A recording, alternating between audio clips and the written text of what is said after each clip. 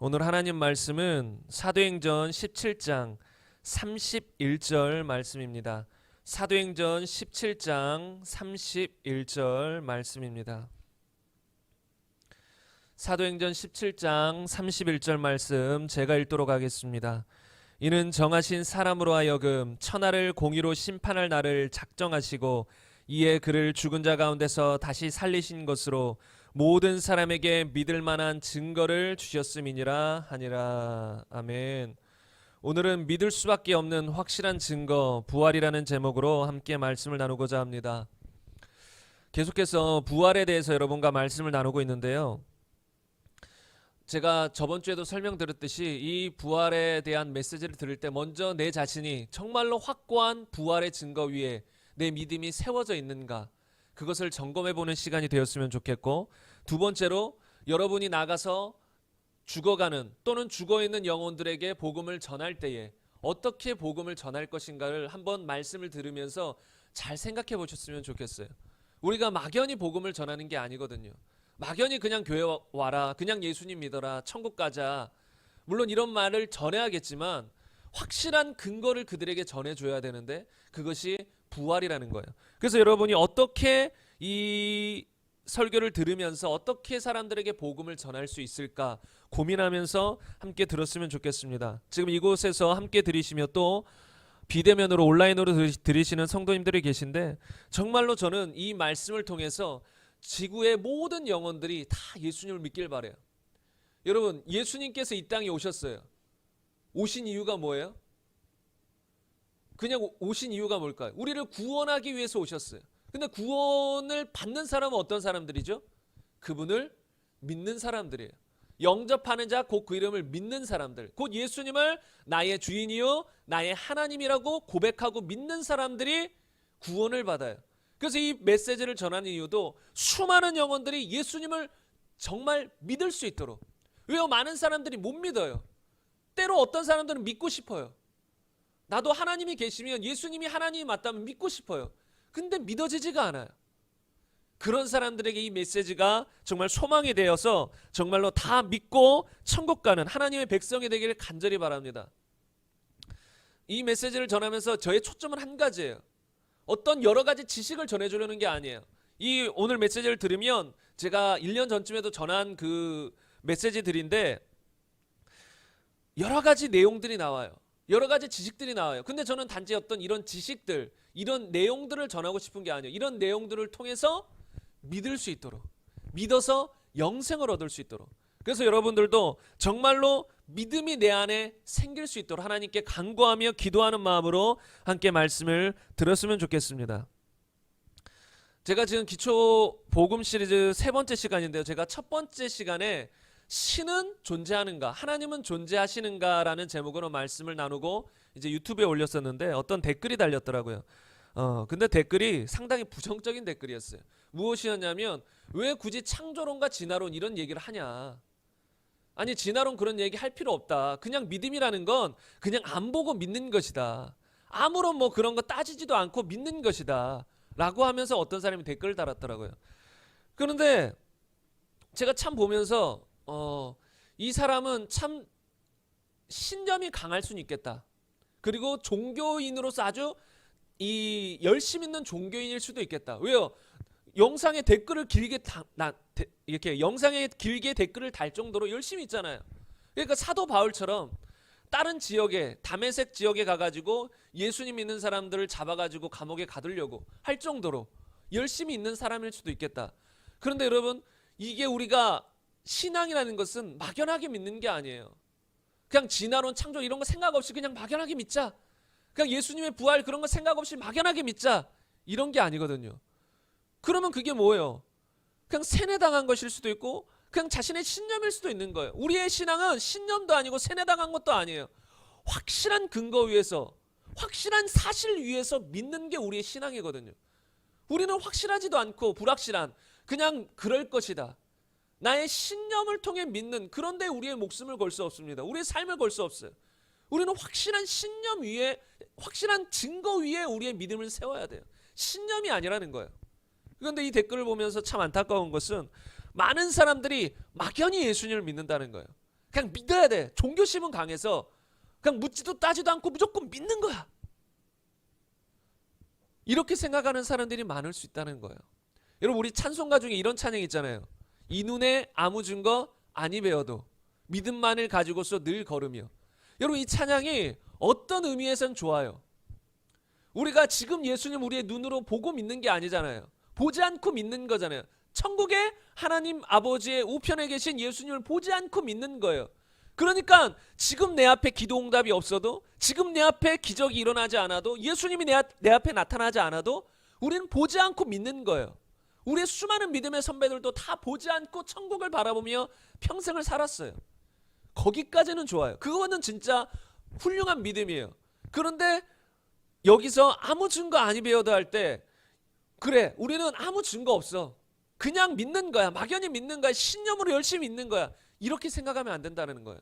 지금 예수님 우리 눈앞에 보이지 않을 뿐이지, 때로 우리가 응답 기도한 것이 즉시 우리 눈앞에 안 보이고 기적이 즉시 체험되지 않을 뿐이지, 우리는 부활이라는 모든 사람에게 믿을 만한 증거, 그 부활이라는 확실한 증거를 가지고 믿어야 된다는 거예요. 아무 증거 없어, 이게 아니에요. 확실한 증거인 부활이 있다는 거예요. 여러분, 초대교회부터 그 수많은 우리의 믿음의 선배들은 부활이라는 증거 위에서 신앙생활을 했어요.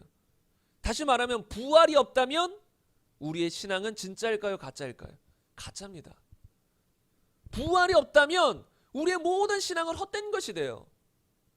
예수님이 부활의 첫 열매셨어요. 처음으로 부활하신. 그래서 우리도 그 나중에 예수님을 따라 그렇게 부활의 몸을 입을 것이에요. 근데 그 부활이 가짜다. 그럼 우리는 죽어서 끝나는 거예요. 부활하지 못하는 거예요. 우리는 아무 의미가 없어요, 신앙생활 한다는 것이. 그래서 예수님의 부활이라는 증거, 모든 사람이 믿을 수 있는 증거, 그분이 유일하신 하나님이라는, 성자 하나님이라는 증거, 그 증거를 가지고 믿는 것이 우리의 신앙생활이라는 것이죠. 근데 이 부활 없이 믿으면 어떻게 되는지 아세요? 종교인이 될 수 있어요. 종교인.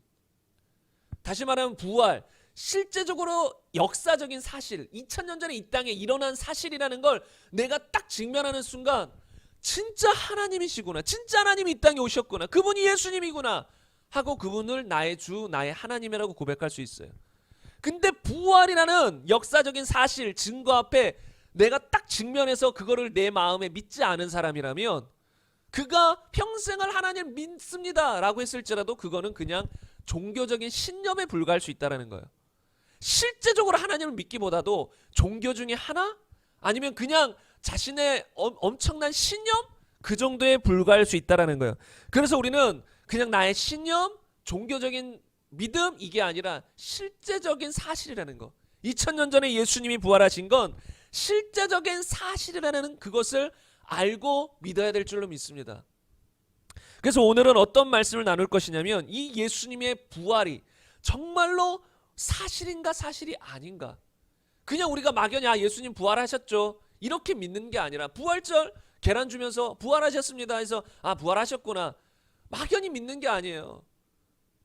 그냥 교회 다니는 사람들 예수님 부활하셨지 막연하게 믿는데, 정말 그 속을 파고 들어가면 마음 깊은 곳에서는 안 믿는 경우들도 많아요. 그러니까 믿는다라고 그냥 생각으로는 이게 그냥 막연히 가지고 있는데, 마음속 깊이 들어가면 2000년 전에 실제로 부활하신 그 사실을 안 믿는다는 거예요.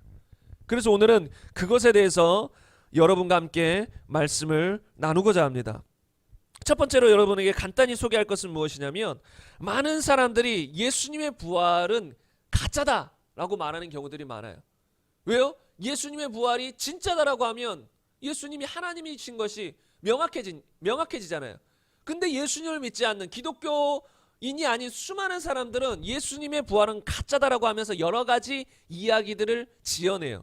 그것들이 몇 가지, 한 8가지만 간단하게 소개하겠습니다. 첫 번째로, 이 예수님의 부활을 처음으로 본 사람들은 여인들이었어요. 여자들. 근데 그 여인들이 예수님의 무덤에 간 것이 아니라 다른 사람의 무덤에 갔다. 그래서 빈 무덤처럼 보인 것이다. 왜? 다른 사람의 무덤에 갔으니까, 아직 비어있는 다른 사람의 무덤에 갔으니까 예수님의 무덤이 아니다. 그러니까 예수님의 시체가 사라진 것이 아니다 라고 하는 사람들이 있고요. 또 예수님의 부활하신 것이 그냥 귀신처럼 영혼이었다. 이런 육체를 가진, 부활의 몸을 가진 부활이 아니라 그냥 귀신이 나타나는 것처럼 순간 나타난 그런 영혼이었다라고 하는 사람들이 있어요. 특히 이단들이 이건 잘 사용해요. 그래서 예수님의 영이 나에게도 임했다. 그래서 내가 예수다. 막 이런 식으로 나가기도 한다는 거예요.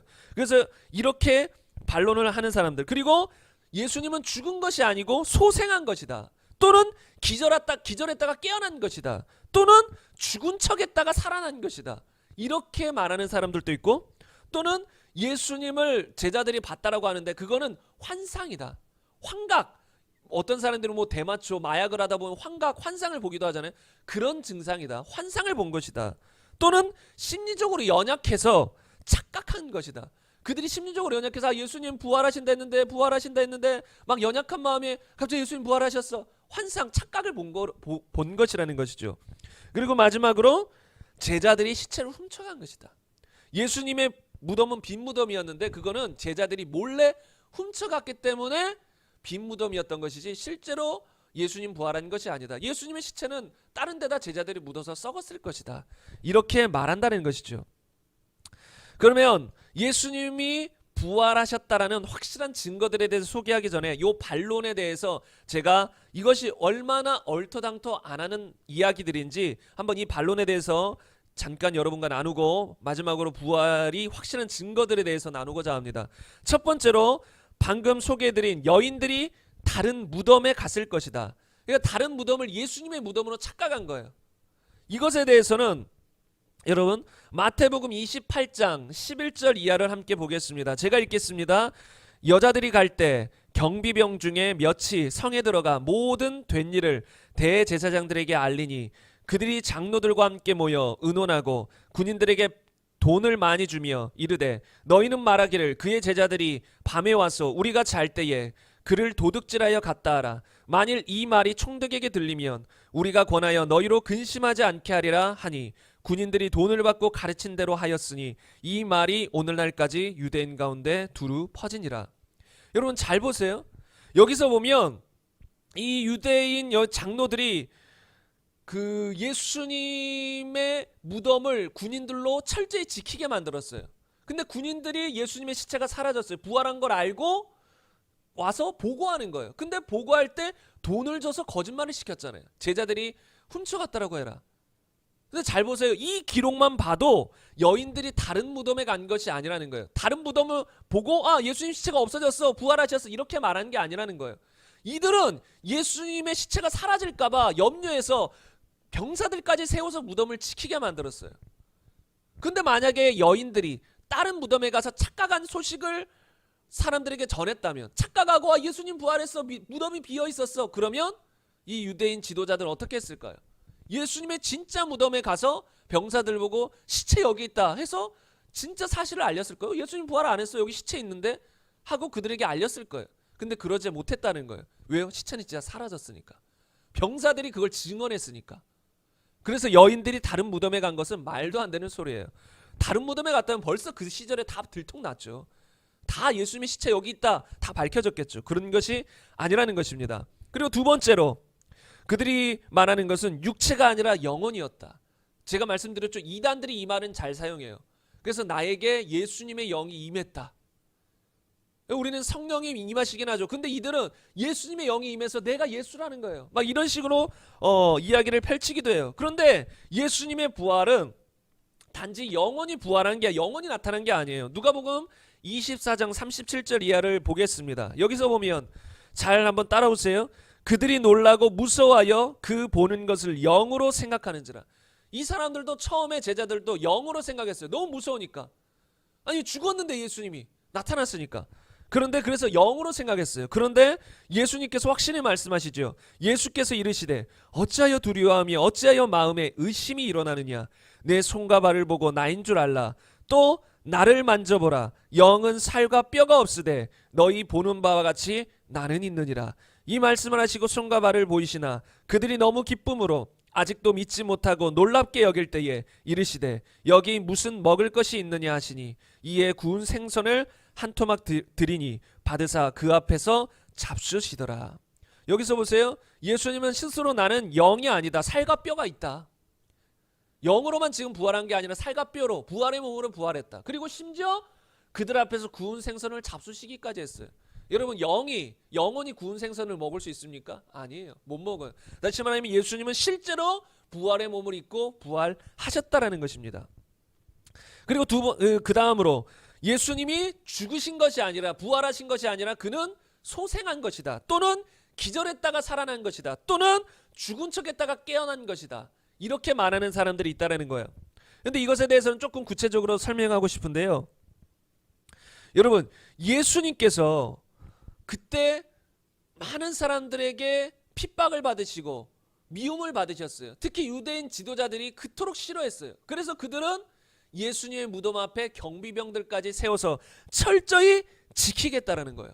그런데 만약에 예수님이 기절했다가 깨어나신 것이다. 또는 소생하신 것이다.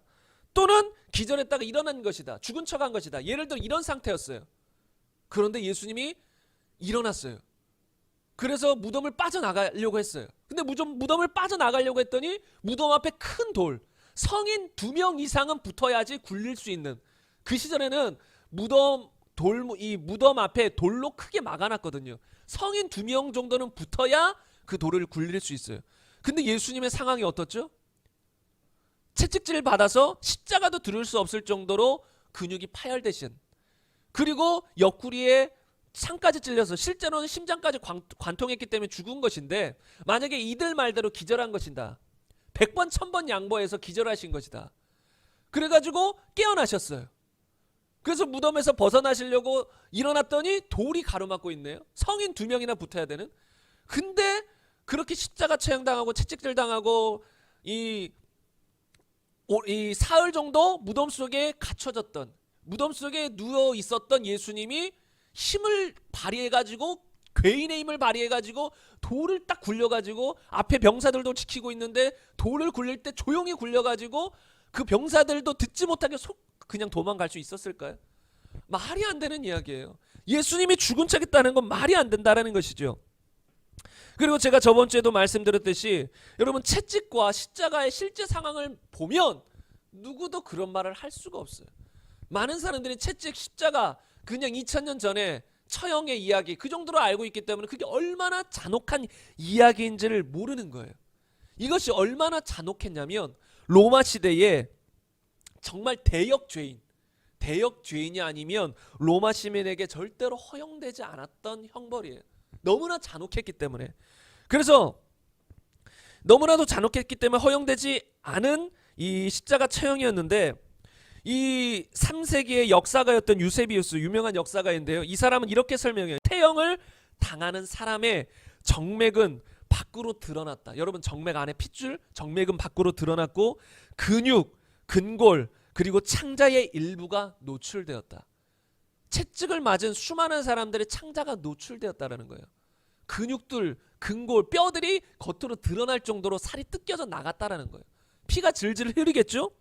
그런 상황이라는 거예요, 예수님이. 그런 상황에서 십자가를 지고 이 골고다 언덕에 올라가 십자가 지셨어요. 그리고 6시간 만에 숨지셨죠. 6시간 만에. 그런데 보통은 2, 3일 만에 죽어요. 사람들이 십자가형을 당했을 때. 근데 예수님이 워낙 채찍질 당하시고 고통을 많이 당하셨기 때문에 6시간 만에 돌아가셨어요. 근데 의학자들은 이것이 심정지로 돌아가셨다라고 생각을 해요. 심정지. 왜냐면 여러분, 우리가 알다시피 예수님의 옆구리에서 이 옆구리로 창을 찔렀잖아요. 그런데 뭐가 쏟아졌어요? 물과 피가 쏟아졌어요. 근데 여러분, 물과 피가 쏟아졌다는 건 의학자들이 말하기를 이 극심한 고통으로 심장이 파열되었을 때, 극심한 고통이 있어서 심장이 터져버릴 정도로 그런 고통이 있었을 때 창으로 찌르면 물과 피가 쏟아진다라고 해요. 또는 저혈량성 쇼크로 말하는 사람이 있는데, 이게 어떤 일들이 벌어지냐면 심장 주위 또는 폐 주위에 액체가 모인대. 엄청난 쇼크가 있을 때, 스트레스가 있을 때 심장과 폐 주위로 액체가 모여요. 그래가지고 창으로 옆구리를 찔렀을 때, 다시 말하면 심장과 폐를 관통했을 때 물과 피가 쏟아진다는 거예요. 이게 예수님이 받으신 십자가 처형이에요. 그런데 이런 예수님의 십자가 처형을 보고 기절하신 것이다, 죽었다, 그냥 죽은 척한 것이다, 말도 안 되는 이야기라는 것이죠. 그래서 성경에서도 분명히 이렇게 기록하고 있습니다. 마태복음 27장 50절 보면 예수께서 다시 크게 소리 지르시고 영혼이 떠나 가시니라. 마가복음 15장 37절은 예수께서 큰 소리를 지르시고 숨지시니라. 마지막으로 누가복음 23장 46절에 보면 예수께서 큰 소리로 불러 이르시되 아버지여 내 영혼을 아버지 손에 부탁하나이다 하고 이 말씀을 하신 후에 숨지시니라. 어디도 기절했다라는 말이 없어요. 확실히 숨지셨다라는 거예요. 이것에 대해서 조금 더 구체적으로 또 설명해 보겠습니다. 마가복음 15장 43절 이하에 보면 여러분도 아시는 아리마대 사람 요셉이 나옵니다. 이 사람이 와서 당돌이 빌라도에게 들어가 예수의 시체를 달라 하니 이 사람은 존경받는 공회원이요 하나님의 나라를 기다리는 자라. 빌라도는 예수께서 벌써 죽었을까 하고 이상히 여겨 백부장을 불러 죽은 지 오래냐 묻고 백부장에게 알아본 후에 요셉에게 시체를 내주는지라. 여기서 보면 요셉이 와서 예수님의 시체를 장사하려고 시체를 요구해요. 그런데 의아한 거죠. 왜요? 보통 2, 3일이 돼야 죽는데 예수님이 벌써 죽었다니 이해가 안 가기 때문에 이 빌라도는 누구에게 예수님이 죽었는지 확인 요청을 해요? 백부장에게 확인 요청을 한다는 말이에요. 그 예수님이 진짜 죽었는지 묻는 장면이 나옵니다. 그런데 이때 로마의 백부장은 죽음에 대해서는 완전히 전문가였다고 그래요. 다시 말하면 백부장은 전쟁에서도 탁월했을 거예요. 사람들을 죽이고 이 어떤 전쟁의 어떤 판단하는 그런 기술에 대해서도 전문가였을 거예요. 그런데 이 시절에는 백부장의 일 가운데 하나가 사람이 죽었는지 죽지 않았는지 이것을 확인하는 것이 백부장의 일이었다라고 해요. 역사적으로 보면. 그래서 진짜 죽었는지 아니면 죽은 채 하고 있는지 그것을 확인하는 데 전문가가 백부장이라는 거예요. 여러분 보세요. 전쟁을 해요.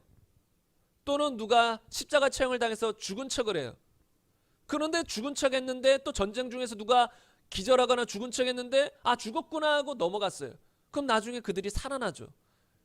그러면 이 백부장은 그것에 대한 책임 때문에 목숨이 위험한 상황도 될 수 있어요. 그래서 이 백부장이라는 사람은 철저하게 사람이 죽었는지 죽지 않았는지를 확인하는 사람이에요. 확인하는 확인하는 일을 했다라는 것이죠. 그래서 이 백부장이 직접 확인했다라는 거예요. 예수님이 죽었는지 죽지 않았는지. 그래서 예수님은 확실히 죽었다라는 것이죠. 그리고 이 백부장만 확인하는 것이 아니라 성경 기록을 보면 요한복음 19장 32절 보면 군인들도 확인했다라는 거예요. 군인들이 가서 예수와 함께 못 박힌 첫째 사람과 또 그 다른 사람의 다리를 꺾고 이들은 아직 안 죽었어요. 그래서 다리를 꺾어서 죽이는 거예요. 다리 꺾으면 어떻게 될까요? 피가 나서 죽는 게 아니에요. 물론 피가 오랫동안 나면 죽겠지만 다리 꺾는 순간 십자가에 못 박혀 있는데 더 이상 숨을 못 쉬어요. 왜냐하면 숨 쉬려고 할 때 다리에 힘을 빌려서 하면서 숨을 쉬어요. 근데 다리를 꺾는 순간 다리에 이제 힘이 없기 때문에 숨을 못 쉬어서 질식사예요. 그래서 이들은 죽었어요. 그리고 예수께 이르러서는 이미 죽은 것을 보고 다리를 꺾지 아니하고 그중 한 군인이 창으로 옆구리를 찌르니 곧 피와 물이 나오더라. 여러분 군인들도 당연히 사람이 죽었는지 죽지 않았는지를 판단하는 데는 전문가일 거예요. 군인들은 사람 죽이는 역할을 하잖아요. 전쟁. 특별히 이 십자가 처형을 담당하는 군인들이라면 수많은 사람들을 봐왔을 거예요. 죽었는지 죽지 않았는지. 저 사람이 기절한 것인지 죽은 척한 것인지. 만약에 이 담당자들이 군인들이 그것을 정확하게 판단하지 못했다라면 어떻게 됐을까요? 이들의 목이 날아갈 상황인 거예요. 분명히 대역 죄인으로서 십자가에서 죽어야 되는데 죽은 줄 알고 갖다 버렸는데 나중에 살아났어요. 그 사람이. 그러면 그것이 밝혀지는 순간 이때 담당했던 군사들은 죽은 목숨인 거예요. 그래서 이들은 철저하게 사람이 죽었는지 죽지 않았는지를 판단할 줄 안다는 거예요. 그리고 더 나아가서 이 창으로 그냥 심장까지 관통했어요. 더 이상 무슨 증명이 필요해요? 예수님은 확실히 죽으셨다라는 것이지요. 그리고 한 가지만 더 이야기 드리자면 여러분 예수님이 이 본인 스스로에 대해서 나는 죽고 부활할 것이다라고 했어요. 그리고 제자들도 그 사실을 알고 있어요. 근데 만약에 주님께서 기절하셨다 살아난 것이다 아니면 소생한 것이다 해서 제자들 앞에 나타났어요. 그럼 그 모습은 어땠을까요? 처량한 모습이지요. 제자들이 그 모습을 보고 아, 예수님 부활하셨어. 예수님은 나의 주, 나의 하나님이야. 예수님을 위해서 나의 생명을 바치겠어. 이럴까요? 그들 앞에 나온 예수님이 얼마나 불쌍하게 보이셨겠어요. 머리에 가시관 써서 머리에 뻥뻥뻥 피가 나지. 팔에도 뚫려 있지. 못자국이 나 있지. 옆구리에도 창자국 나 있지. 온몸에 피가 범벅이지. 그 상태로 제자들 앞에 힘없게 나타났어요. 그럼 제자들이 그걸 와, 예수님 부활하셨다. 말도 안 되는 이야기죠. 이런 모습의 부활이 아니라는 거예요. 그래서 많은 사람들이 이야기한 것처럼 소생하거나 기절했던 것이거나 죽은 척한 것이 아니라 예수님은 확실히 죽으셨다라는 거예요. 이것을 우리가 알고 가야 돼요. 그리고 그들이 또 말하는 그 다음 번째는 환상이나 환각을 본 것이다. 또는 심리적 연약함으로 인해 착각한 것이다.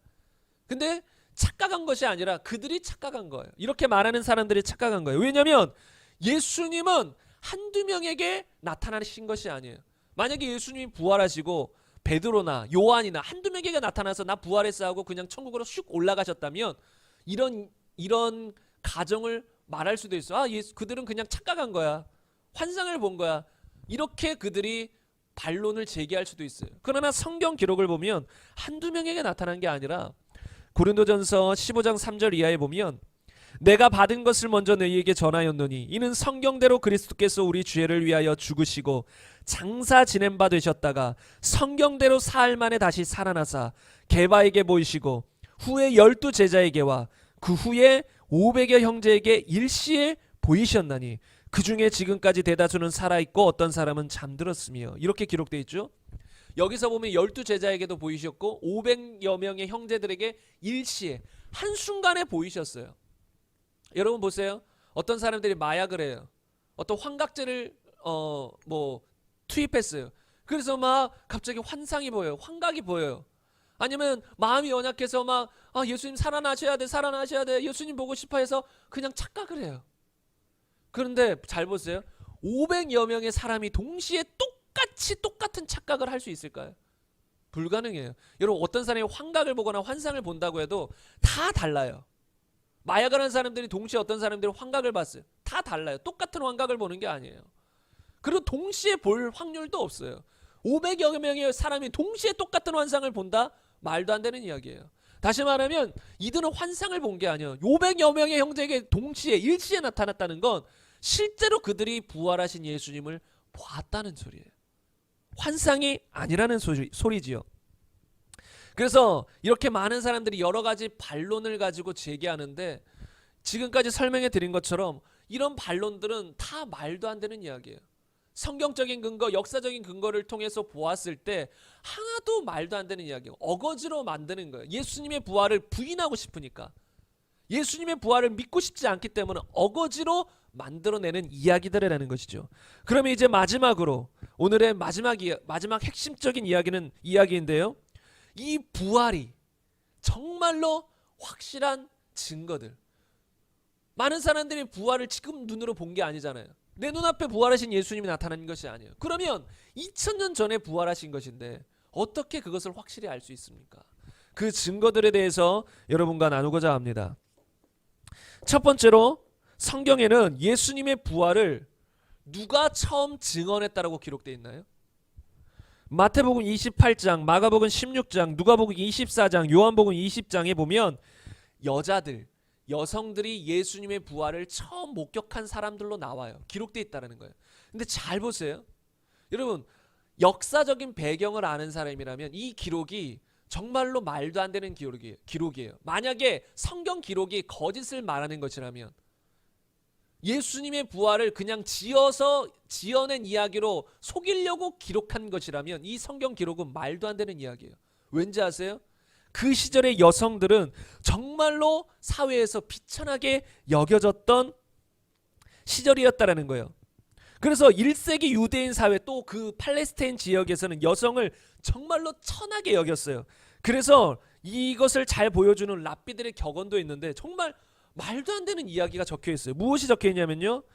율법, 말씀을 여자들에게 전해줄 바에는 차라리 불태워버려라. 여러분 말도 안 되는 이야기죠. 여자들에게 말씀을 전해줄 바에는 그냥 불태워버려라 말씀을.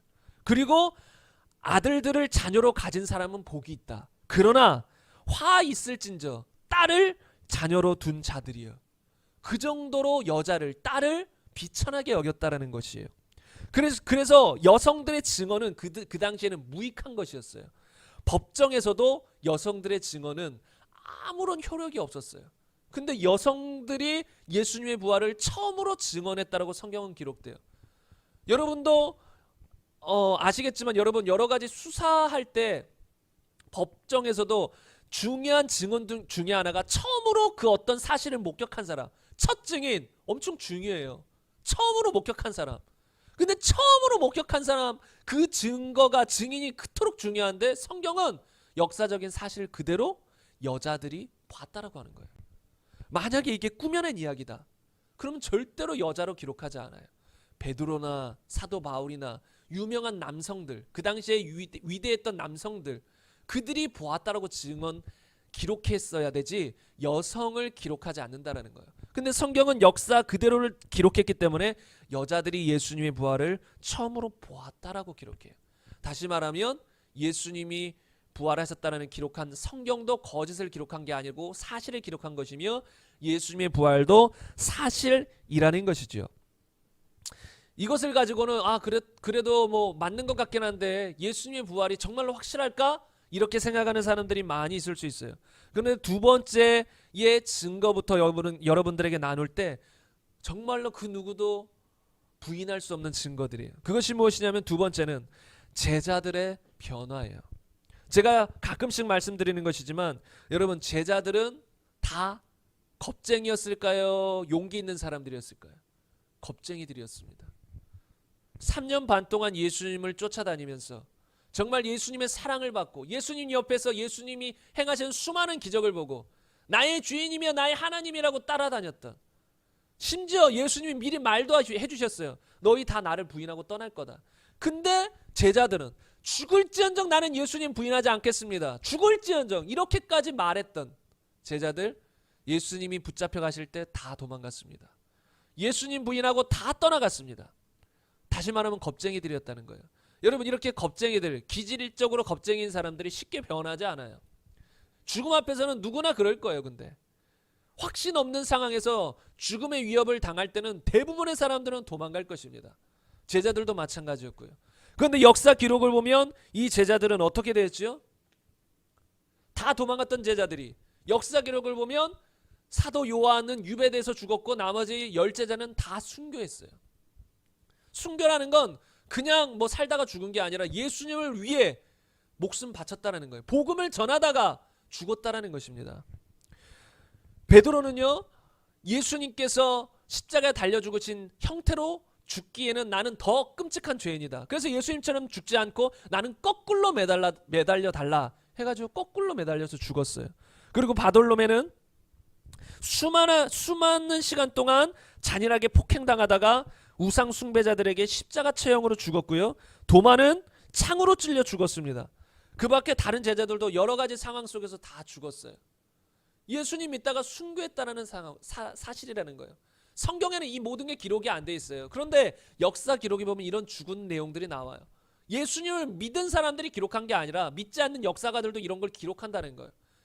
예수님 믿지 않는 사람들도 역사적으로 저런 사실을 보고 기록해 놓은 거예요. 예수님 믿다가 죽은, 순교한 수많은 사람들에 대해서. 근데 여러분 잘 보세요. 그렇게 도망갔던 제자들이 왜 예수님을 위해서 죽을까요? 기적을 봐도 도망갔어요. 예수님의 사랑을 3년 반 동안 느껴도 도망갔어요. 천국 복음을 그토록 들어도 도망갔어요. 그런데 어느 순간 이들이 갑자기 바뀌어서 예수를 위해서 목숨을 바쳤을까요? 살아도 주를 위해 죽어도 주를 위해 이렇게 살았을까요? 그 중간에 딱 한 가지의 사건이 있어요. 예수 그리스도의 부활이라는 거예요. 부활이 없다면 이들은 절대로 이런 삶을 살아갈 수가 없다라는 거예요. 아까 반론 중에 8번째 이야기가 제자들이 시체를 훔쳐갔다라는 거예요. 근데 여러분 잘 보세요. 제자들이 시체를 훔쳐갔어요. 그럼 제자들 본인들은 예수님이 부활하지 않은 것을 아나요, 모르나요? 알지요. 그러면 예수님의 부활은 가짜고 예수님의 시체는 우리가 저기에 몰래 숨겨놨어요. 그리고 이들은 기독교 당을 만들고 싶어가지고 예수님 부활했다, 살아계실 때 부활하신다는 것처럼 실제로 부활했다, 그는 정말 성자 하나님이다, 그분을 믿어야 된다. 제자들이 이렇게 말하고 돌아다녔을까요? 만약에 어떤 이득이 있어요. 기독교 당을 만들어서 지금 많은 이 사람들이 한국 교회를 향해서 오해하고 핍박하는 것처럼, 교회는 헌금 위에서 존재하는 거야. 그 교회는 돈만 원해, 돈 추구해, 헌금 바치라고 해. 많은 세상 사람들이 이렇게 오해하고 있잖아요. 실제로 그렇게 부패하고 타락한 교회들도 있겠지만 정말로 깨어서 정말 하나님만 섬기는, 돈이 우상이 아니고 하나님만 섬기는 교회들도 곳곳에 많아요. 그런데 예를 들어 돈이나 아니면 명예나 권세나 이런 것을 얻을 수 있어서 기독교당을 만들었다라고 하면 어느 정도 이해가 가요.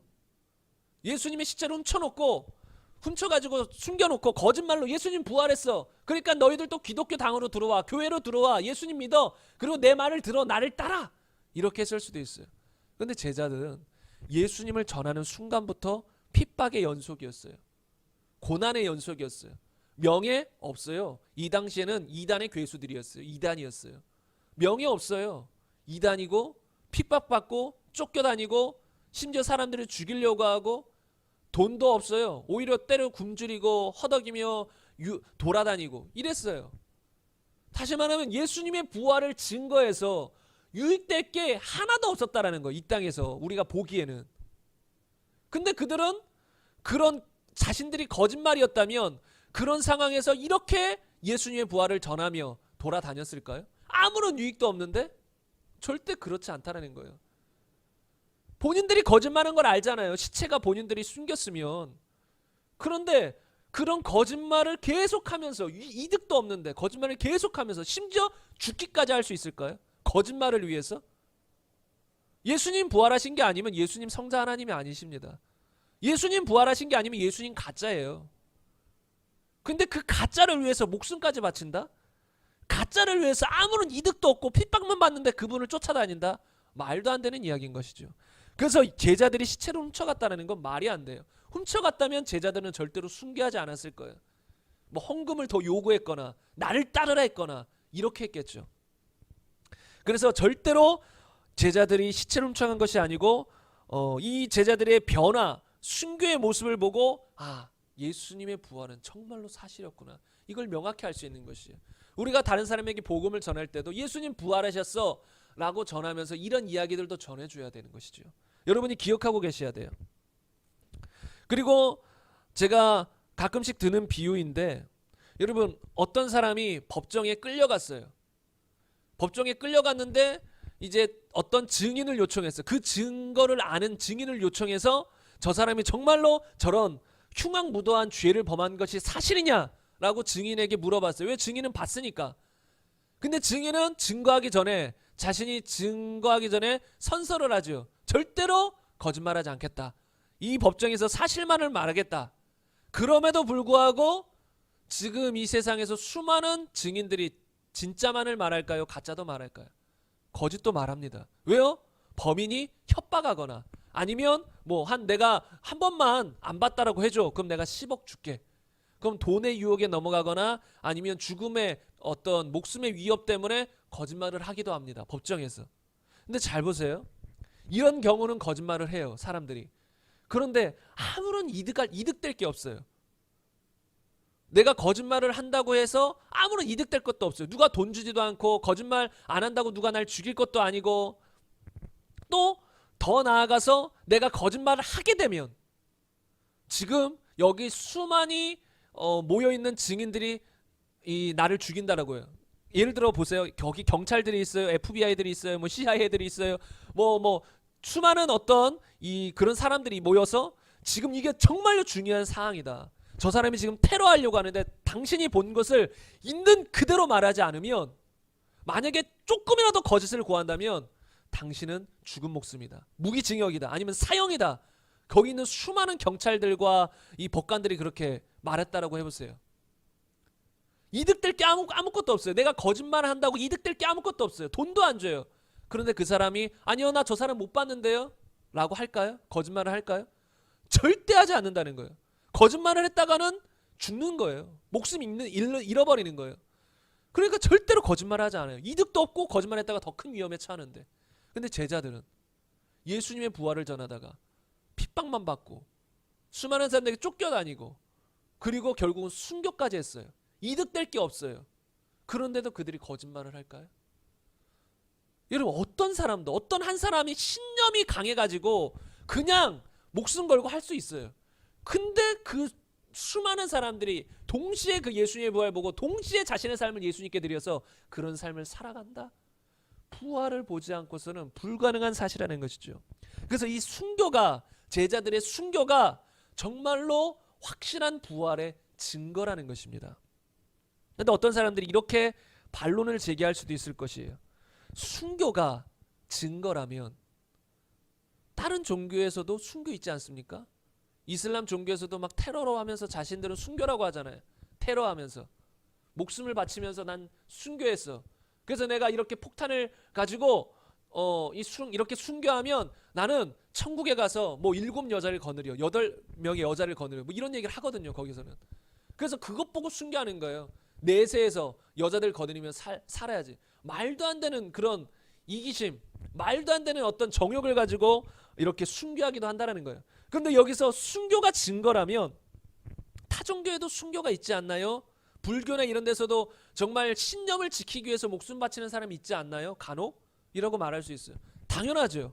다른 종교에서도 신념이 강한 사람들은 목숨 바칩니다. 자기가 믿는 것을 위해서 목숨 바치는 사람이 있어요.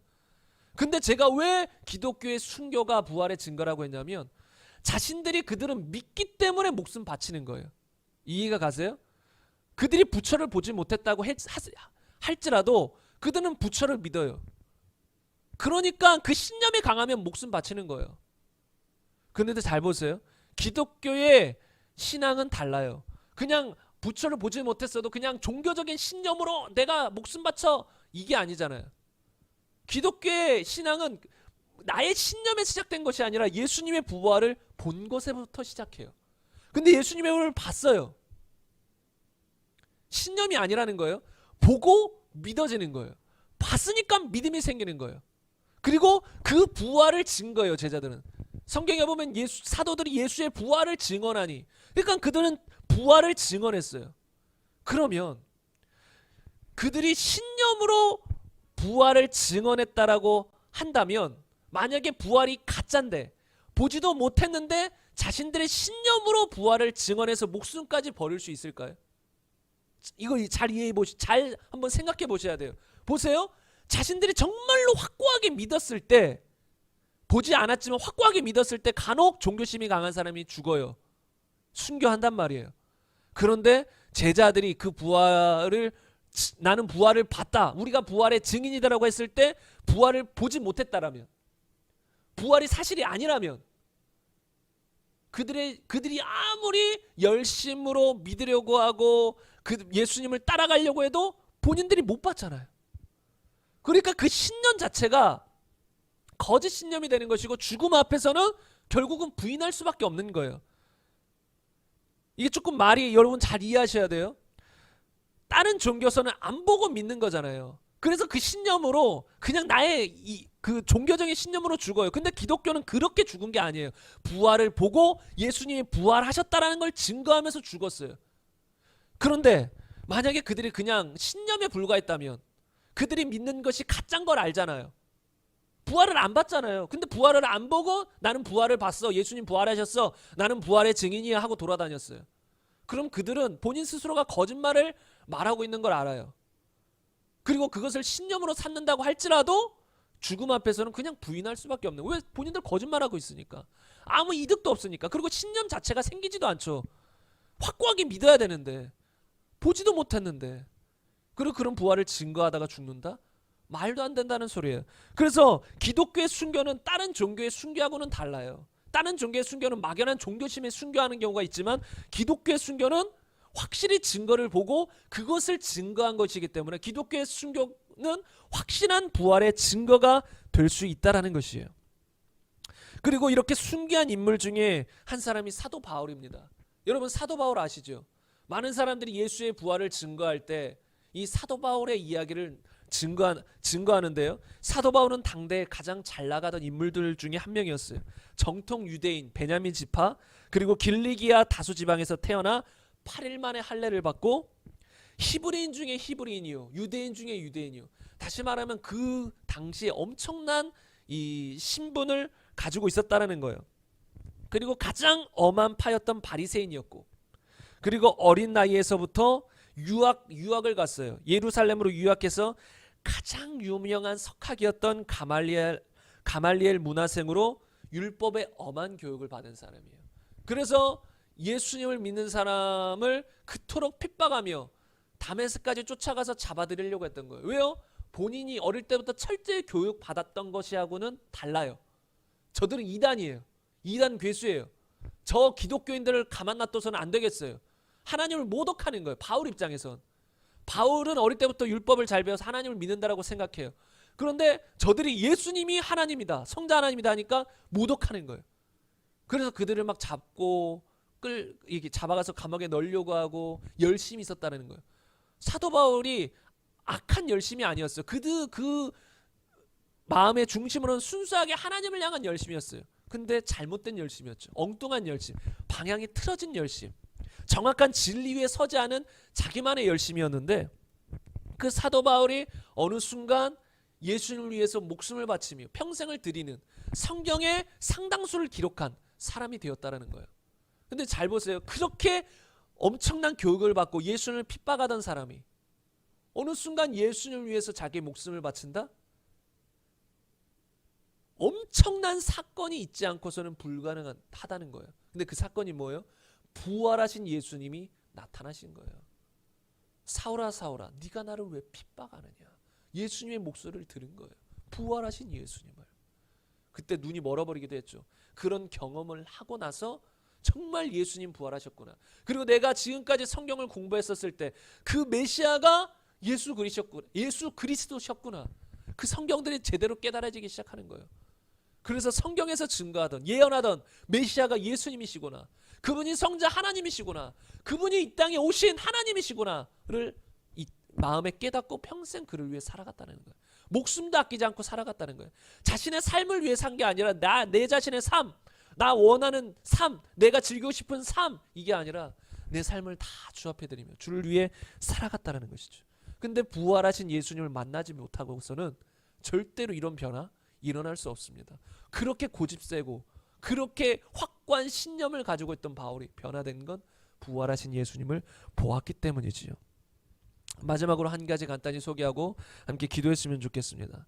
마지막으로 한 가지 소개할 것은 무엇이냐면, 여러분, 초대교회의 급속한 성장이에요. 그리고 지금까지 온 세계 가운데 복음이 증거되며 수많은 사람들이 예수님을 위해서 목숨 바쳐 살아간다는 거예요. 이것이 또한 증거예요. 여러분, 제가 말씀드렸었지만 예수님은 목수의 아들이에요. 뭐 왕족도 아니었어요. 목수 아들이었어요. 그리고 나사렛이란 촌동네에서 나왔어요. 그리고 30대셨어요. 아주 젊은 청년이에요. 잘 보세요. 촌동네 사람이고 목수의 아들이고 옷도 그냥 막 엄청나게 부귀영화롭게 입지 않고 그냥 평범하게 아니면 허름하게 입으시고 겸손하게 나귀를 타시고 그리고 30대시고 젊은 청년이고. 근데 잘 보세요. 그를 위해서 그 당시 예수님이 십자가에 못 박히시고 부활하셨던 그 당시 시대에 수많은 사람들이 어린 아이에서부터 노인에 이르기까지 예수님을 나의 주인이시요 나의 하나님이십니다. 예수님을 위해서 나의 삶을 바칩니다. 그리고 예수님을 위해서 살다가 핍박받다가 순교까지 한단 말이에요. 여러분, 근데 잘 보세요. 말이 안 되는 소리예요. 아무리 그가 뛰어난 어떤 재능이 있어요, 능력이 있어요, 그래도 그 젊은 청년을 보고 자신의 삶을 드리고 목숨을 바친다? 그리고 부활을 안 받다면 예수님이 말씀하신 그 모든 것이 거짓말이 되는 거잖아요. 왜 살아계실 때 나는 부활한다, 몇 번이나 말했는데 부활을 못 봤어요, 부활하지 않았어요. 그럼 예수님의 가르침이 다 거짓이 되는 거예요. 그 말한 대로 이루어지지 않았잖아요. 그럼 거짓말쟁이가 되는 거예요. 근데 그 거짓말쟁이를 위해서 어린아이부터 노인에 이르기까지 나의 주님이시요 나의 하나님이십니다. 난 당신을 위해 살겠습니다. 당신이 이 세상을 지으신 창조주 하나님이십니다. 이렇게 하면서 살아갈 수 있을까요? 말도 안 되는 이야기예요. 여러분, 역사 기록에 수많은 기독교인들, 초대교회 때 수많은 기독교인들이 정말 칼의 위협을 받고 심지어 화형을 당하고 막 사자에게 물어뜯기고 창에 찔려 죽고 십자가에 처형당하고 돌에 맞아 죽고 이런 상황이 수없이 많았어요. 그럼에도 불구하고 이 나이를 막론하고 수많은 사람들이 예수님을 위해 죽었단 말이에요. 살았단 말이에요. 근데 어떻게 그렇게 젊은 청년, 어떻게 그런 촌동네 사람이 그런 사람을 위해서 수많은 사람들이 목숨을 바칠까요? 단 한 가지밖에 없어요. 부활을 보았기 때문에. 부활이 확실하기 때문에. 그렇기 때문에 우리가 지금 눈으로 예수 그리스도의 부활을 보지 못할지라도 이런 역사 기록을 통해 또 이런 복음을 전할 때, 이런 말씀을 전할 때 성령님이 우리를 도와주세요. 깨달을 수 있도록. 부활은 사실이다. 우리가 마음을 열고 말씀을 듣다 보면 믿음은 들음에서 나며 들음은 그리스도의 말씀으로 말미암기 때문에 말씀을 들을 때 성령님이 역사하셔서 믿을 수 있도록 이게 사실이라는 걸 우리에게 알려주세요. 가르쳐주세요. 깨닫게 해주세요. 그래서 이런 역사적인 증거와 말씀을 전할 때에 성령님의 도우심을 통해 믿어지는 거예요. 상식적으로만 생각해도 여러분 부활이 아니라면 수많은 기독교의 역사는 있을 수가 없어요. 초대교회 부흥 있을 수가 없어요. 왜요? 거짓말인데. 거짓 부활을 가지고 그렇게 증거할 사람들이 몇이나 되겠어? 말도 안 되는 소리죠. 그래서 결론적으로 말씀드리면 예수 그리스도의 부활은 역사적인 사실이라는 거예요. 정말로 확실한 이순신 장군의 그 거북선에 대한 기록들이 남겨져 있는 그 증거보다 더 확실하고도 명확한 것이 예수 그리스도의 부활이에요.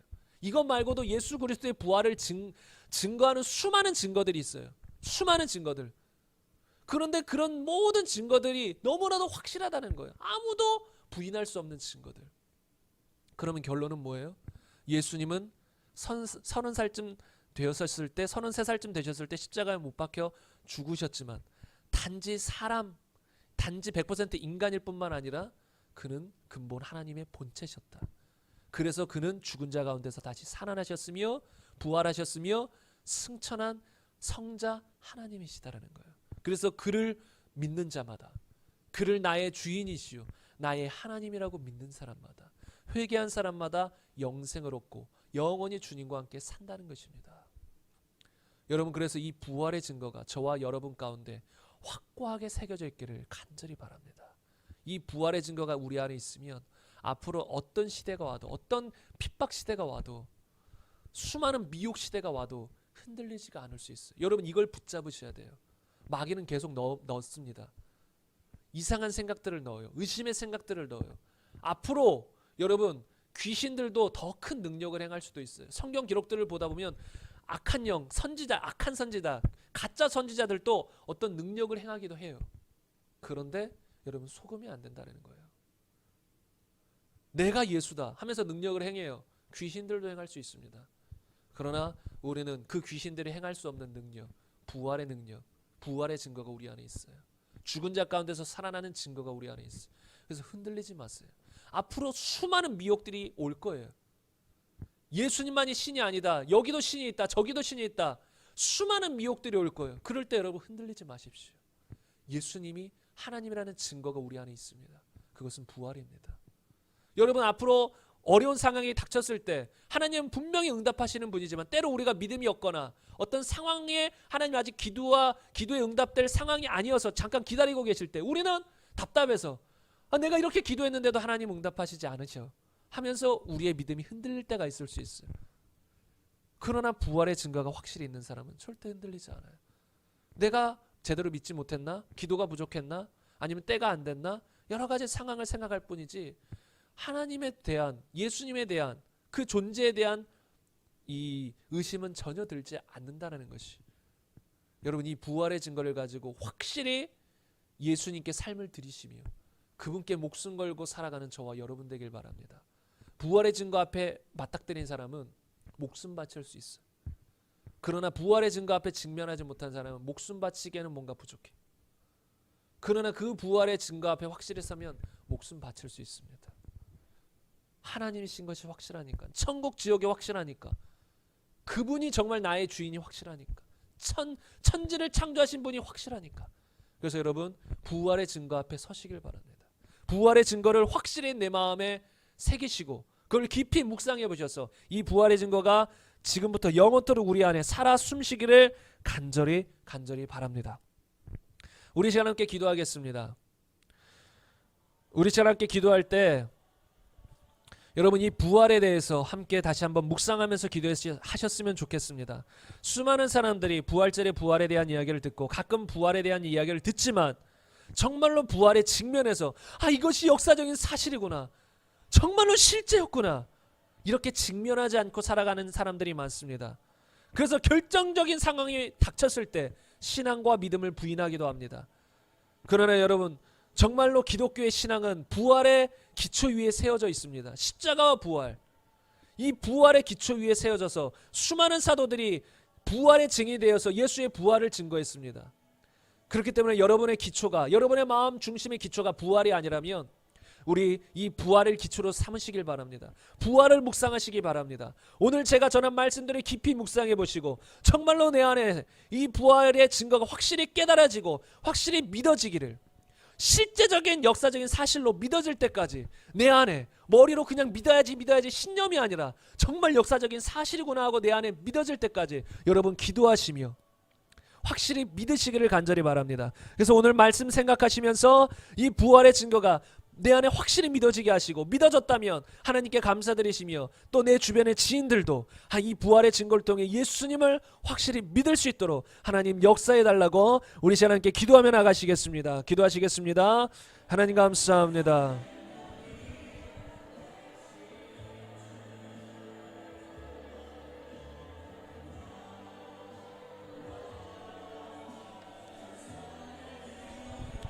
하나님 감사합니다. 성자 하나님은 이 땅에 그냥 오셨다 그냥 간 것이 아니라 정말 확실한 부활의 증거를 이 땅에 남겨두시고 모든 사람에게 믿을 만한 증거를 주시고 승천하여 천국으로 올라가셨습니다. 하나님, 이제는 주님의 제자들이 이 부활을 증거하며 온 세상에 돌아다닙니다. 이것이 확실한 증거이기 때문에 하나님, 이 부활의 증거를 통해 수많은 사람들이 예수님을 하나님의 아들로 믿게 하여 주옵소서. 이 부활의 증거를 통해 예수님을 부인했던, 하나님을 부인했던, 성경을 부인했던 수많은 사람들이 굴복하고 하나님 앞에 돌아올 수 있도록 도와주옵소서. 하나님 역사하여 주옵소서. 하나님, 오늘 이 말씀을 통해 여기 모인 성도님들과 또한 인터넷으로 예배드리는 성도님들 마음속에 이 부활의 증거가 확실히 새겨지게 하여 주시옵소서. 신념으로 새겨지는 것이 아니라 이성적으로, 그리고 정말로 성령의 역사하심으로 내 안에 확실히 새겨지게 하여 주옵소서. 막연히 믿는 것은 안 됩니다. 하나님, 막연히 그냥 믿어야지, 종교적인 신념으로 믿는 것은 다 거짓입니다. 하나님, 정말로 부활의 증거를 통해 2000년 전에 십자가에 죽으시고 부활하신 그 사건이 확실해져야 됩니다. 그래서 사도 바울도 로마서 10장 9절 말씀에 너희 입으로 예수를 주로 시인하라 하며 또 너희 마음으로 예수 그리스도가 다시 살아난 것, 하나님께서 그를 죽은 자 가운데서 다시 살리신 것을 믿으면 구원을 받는다 하셨습니다. 정말로 예수 그리스도의 부활을 마음에 믿지 않는다면, 신념으로가 아니라 정말로 확실히 내 안에 믿어지지 않는다면, 예수님의 부활이 믿어지지 않는다면 아직 구원받은 사람이 아닙니다. 종교인이고 신념에 불과합니다. 하나님, 예수 그리스도의 부활, 실제적인 부활, 역사적인 부활, 그것에 직면하여 실제적으로 믿어지게 하여 주옵소서. 우리의 중심 가운데 실제적으로 믿고 깨달아질 수 있도록 하나님 역사하여 주옵소서. 하나님 역사하여 주옵소서. 하나님 역사하여 주시옵소서. 아직도 안 믿는 사람들이 있습니다. 주님, 이렇게 부활의 증거를 수없이 전해도 아직도 안 믿는 수많은 사람들이 있습니다. 그들의 마음은 열어주시옵소서. 그들의 눈이 띄어지게 하여 주시옵소서. 그들의 귀가 열려지게 하여 주시옵소서. 그리하여 이 부활의 복음이, 이 부활의 증거가 그들 가운데 확실히 믿어지게 하여 주옵소서. 막연히가 아니라 정말로 확실한 역사적인 사실 앞에 굴복하게 하여 주옵소서. 역사적인 사실, 역사적인 복음 앞에 그들이 굴복할 수 있도록 하나님 역사하여 주시옵소서. 도마처럼 나의 주인이시여 나의 하나님이십니다라고 고백하는 모두가 되게 하여 주시옵소서. 주님 믿어지게 하여 주옵소서. 성령님 역사하여 주옵소서. 성령이 아니고서는 누구도 예수를 주라 시인할 수 없습니다. 성령님 역사하여 주옵소서. 성령님 역사하여 주옵소서. 성령님 눈을 열어주시옵소서. 사람들의 눈을 열어주시옵소서. 사람들의 눈을 가로막고 있는 하나님, 그들의 눈꺼풀이 벗겨지게 하여 주옵소서. 하나님, 마귀들이, 귀신들이 가로막고 있는 그 눈꺼풀들이 벗겨지게 하여 주시옵소서. 하나님, 귀신들이, 마귀들이 잘못된 속임수로 하나님 견고한 진들로 가로막고 있는 그런 속임수와 견고한 진들이 다 무너지게 하여 주옵시고, 하나님, 이 부활의 복음을 통해 수많은 사람들의 눈이 띄어지고 그들의 마음에 부활이 믿어지고 그들의 입술로 예수를 주로 시인하며 참된 하나님의 자녀로 살아갈 수 있도록 하나님 역사하여 주옵소서. 하나님 역사하여 주옵소서. 하나님 간구합니다. 하나님 간구합니다. 하나님 간구합니다. 하나님 간구합니다. 하나님, 아들이 오신 것은, 예수님이 오신 것은 하나님 죄인을 그들의 죄에서 구원하려고 오셨습니다. 온 세계 우리를 죄에서 구원하러 오셨습니다. 하나님 간구합니다. 그 예수님을 나의 주인이시여 나의 하나님이라고 믿을 때, 또는 예수님의 부활을 믿고 예수님을 나의 주인으로 믿을 때, 그 예수님의 피가 우리에게 효력을 발생하여 우리를 구원합니다. 그분이 우리에게 구세주가 될 수 있습니다. 예수님을 진정으로 믿을 때, 예수님의 부활을 믿을 때, 그 예수님이 우리에게 구세주가 될 수 있습니다. 주님 역사하여 주옵소서. 오늘 전한 부활의 말씀을 통해서 우리 모두가, 또 나아가 전세계 수많은 영혼들이 예수님의 부활을 믿을 수 있도록 하나님 역사하여 주옵소서. 하나님 역사하여 주옵소서. 하나님, 이 말씀을 들은 지금 성도님들도 이 말씀을 마음에 새기고 우리 주변에 또 우리 가족 중에 불신자들이 있다면 이 예수님이 부활하신 부활의 증거를 전할 수 있는 우리가 되게 하여 주옵소서. 오늘 전한 말씀들 성령님 생각나게 하여 주셔서 하나님, 성도님들이 복음을 전할 때에, 예수님을 증거할 때에 오늘 전한 말씀들이 생각나서 이 말씀들 가지고 효력 있게, 설득력 있게, 믿음으로 확신 있게 사람들에게 증거하고 전할 수 있도록 하나님 역사하여 주옵소서. 확실한 부활의 증거를 전하는 우리 모두가 될 수 있도록 하나님 역사하여 주시옵소서. 하나님 역사하여 주시옵소서. 하나님 역사하여 주옵소서. 우리 한 가지만 더 기도하겠습니다. 기도하실 때에 많은 사람들이 마음을 교만하게 품고, 또 하나님이 살아계시면 내 앞에 나타나봐 이렇게 생각하며, 또 교회를 다니면서도 그냥 종교적인 신념으로 그냥 교회 와서 신앙생활 하는 것처럼 보이다가 또 삶으로 돌아가서는 내 삶은 내 거야 마음껏 죄를 지으며 하나님 말씀을 어기며 살아가는데, 정말 이 복음의, 부활의 복음 앞에 직면하면, 다시 말하면 부활하신 역사적인 실제적인 상황에 직면하면 주 앞에 굴복할 수밖에 없습니다. 그리고 회개할 수밖에 없습니다. 왜요? 그분이 전지전능한 하나님이시기 때문에. 그럼 우리 이 시간 좀 회개하는 시간을 가졌으면 좋겠습니다. 정말로 역사적으로 실제적인 부활이 증명되었는데, 그렇다면 그분은 하나님이시잖아요. 그러면 그 하나님 앞에 우리가 회개하며, 지금까지는 내가 내 맘대로 살았습니다. 내가 주인 되어 살았습니다. 또 예수를 믿는다고 하면서도 수없이 하나님 말씀을 어기며 살았습니다. 내가 주인 된 것처럼 살았습니다. 하나님 용서하여 주시고 이제는 예수님을 나의 주인으로 믿겠습니다. 예수님이 나의 주인이십니다. 그 주 예수 그리스도 앞에 내가 굴복합니다. 내 삶을 드립니다. 내 모든 것을 드립니다. 나의 삶을 이끌어 가 주시옵소서. 이렇게 회개하며 함께 기도하며 나아가시겠습니다. 기도하시겠습니다. 하나님 감사합니다. 하나님 감사합니다. 예수님은 부활하신 나의 주, 나의 하나님이십니다. 수많은 사람들이 교회를 다니면서도 부활에 직면하여 굴복한 경험이 없기 때문에 내 삶은 내 삶, 그리고 교회 삶은 교회 삶, 이렇게 따로따로 생각합니다. 그러나 부활하신 예수님 앞에 직면하는 순간 우리의 모든 삶을 주 앞에 드리게 됩니다. 주 앞에 굴복하게 됩니다. 참된 회개를 하게 됩니다. 하나님 간구합니다.